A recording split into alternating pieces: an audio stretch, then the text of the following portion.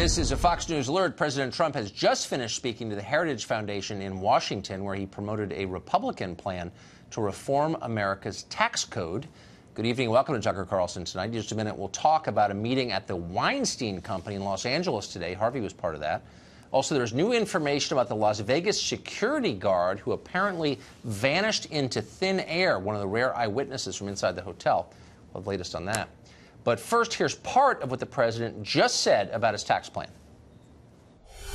Our framework provides a one-time low tax on profits currently sitting offshore so that this money can come back right where it started, come back home to America where it belongs. And believe me, we can use it in this country. We need it so badly for so many things, including infrastructure, which we'll also be doing.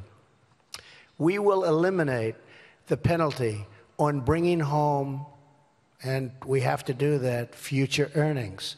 My Council of Economic Advisors estimates that this change, along with a lower business tax rate, would likely give the typical American household around a $4,000 pay raise.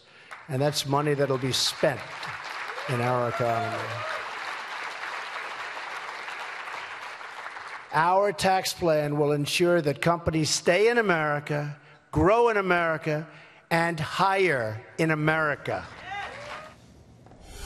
Well, for reaction to the president's address and his tax plan, we're joined tonight by Fox chief political analyst Brit Hume. Brit, thanks for joining us. It seems like taxes may be the last issue that most Republicans in the Congress can agree on. They're all for tax cuts. That's part of what it is to be a Republican, I think. Is there any way that this doesn't pass?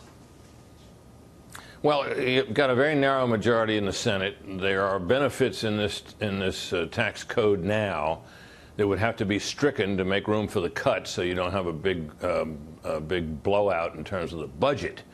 And so then they will be fiercely supported and defended by those affected.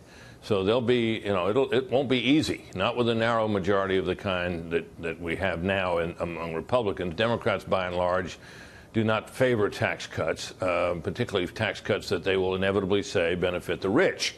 And it's not that easy a sell, Tucker, for this reason.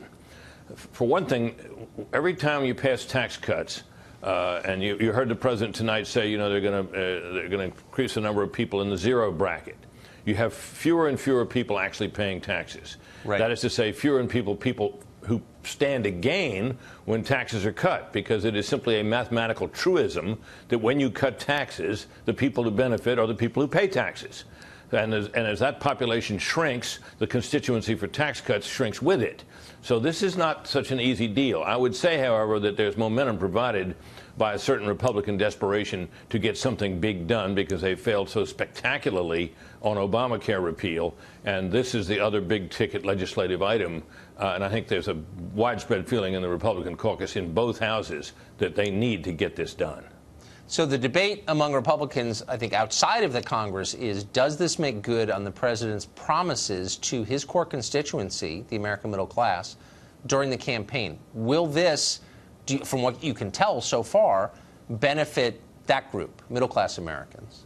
Well, there are two ways to look at tax cut benefits, Tucker. There's the indirect kind of benefit where you pay a certain amount of taxes this year, and because the new law comes along, your taxes will be reduced by X amount. That's right. One way you benefit. The principal purpose of a large tax cut of this kind, especially where you're also cutting the corporate rate, is not just to put money in the pockets of consumers to spend it. It is to encourage investment and growth in the economy, which benefits everybody. And I think it's fair to say, Tucker, that the principal benefits, the major benefits, the most important benefit in economic terms of a big tax cut is to stimulate the economy so people benefit indirectly. That is to say, jobs are created. There's competition for hiring. Wages go up. And there really is a possibility of a rising tide that does lift all boats. But when you're selling a tax cut, as you could tell by what the president was saying tonight, you often have to focus on the narrower question of how much does this constituent or that constituent get in savings.